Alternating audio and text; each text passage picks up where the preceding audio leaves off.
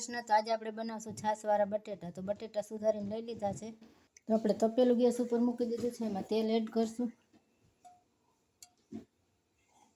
2 પાવડા.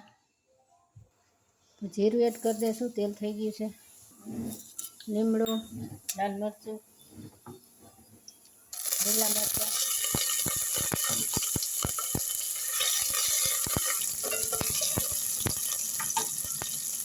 બટેટા એડ કરી દઈશું.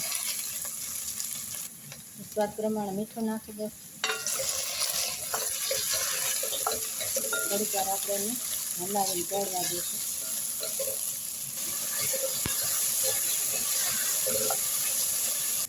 તો ધાણા જીરું નાખશું. થોડીક લાલ મરચાંની ભૂકી, મરચાં વધારે નાખ્યા છે એટલે થોડીક નાખી છે.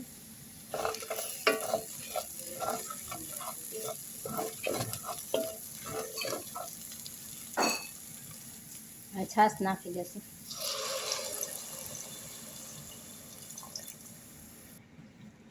થોડી વાર આપણે ઢાંકી દઈશું.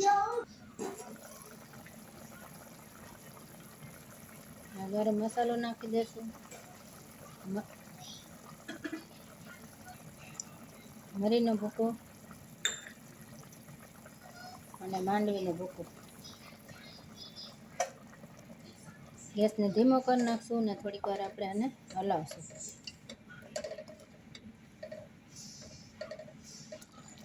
તો આપણા બટેકા સરસ ઉકળી ગયા છે અને ઘટ થઈ ગયું છે.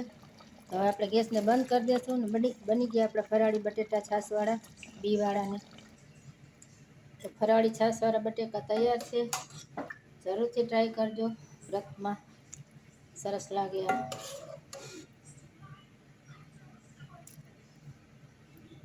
ધાણા ભાજી એડ કરી દઈશું અને તૈયાર છે આપણા ફરાળી બટેટા બી અને છાશવાળા.